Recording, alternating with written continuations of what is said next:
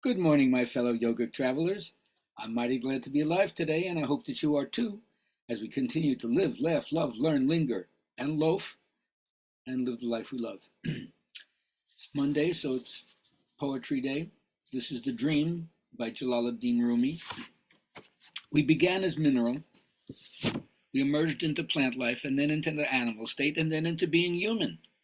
And always we have forgotten our former states, except in early spring, when we slightly recall being green again. That's how a young person turns towards a teacher. That's how a baby leans towards the breast, without knowing the secret of its desire, yet turning instinctively. Humankind is being led along an evolving course through this migration of intelligences, and though we seem to be sleeping, there is an inner wakefulness that directs the dream, and that will eventually startle us back to the truth of who we are. Oh, that's the ultimate omega point, huh? All right, well, there is a case to be made, and I intend to make it today.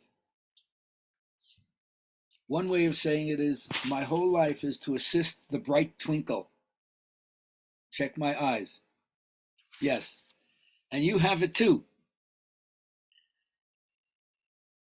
I want everyone to recognize that spirituality is the bouquet of natural life, not a supernatural grace added unto it.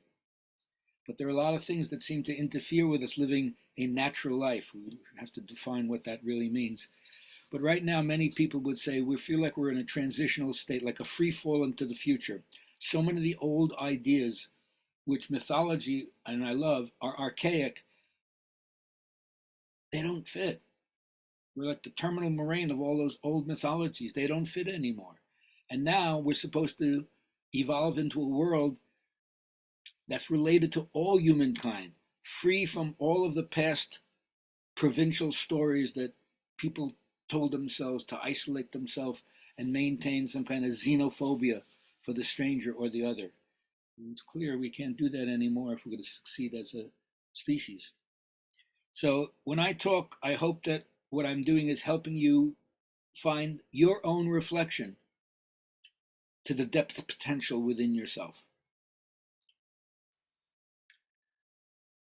Even if there's uncertainty, even if there's doubt, even if, like Parsifal, we grope our own lonely way, uncertain step by uncertain step, and yet that in some way appears to be what higher consciousness is all about, finding our way through the unknown passages.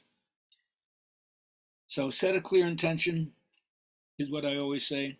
Start from where you are and discover what you're looking for in the midst of your current life, not elsewhere.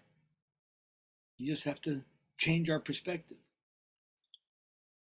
As the Buddha said, we are what our thoughts have made us. We are what we think, having become what we thought. As the cart follows the ox that pulls it, so does happiness come from good thinking. We are what we think, having become what we thought. As the shadow faithfully tails a person, so does unhappiness come from poor thinking. And one thing that can save you about thinking is, remember, the best things in life aren't things. So stop thinking about that and just enjoy the reality of being incarnated. Last, I want to say today that the whole week I'll be reminding us of the inner predator, the part of ourself that in some way sabotages our own growth.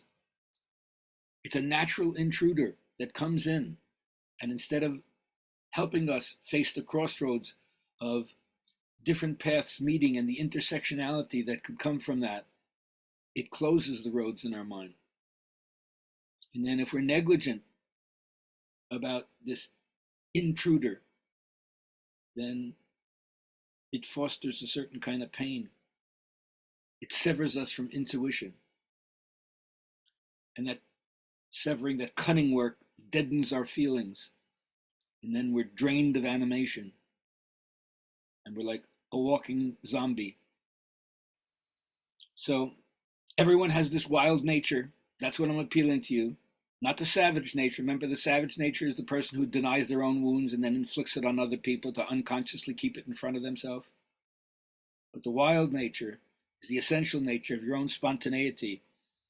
And if you're going to go into the dark without being irreparably trapped or killed on the way there, on the way back, you got to contact your wild nature.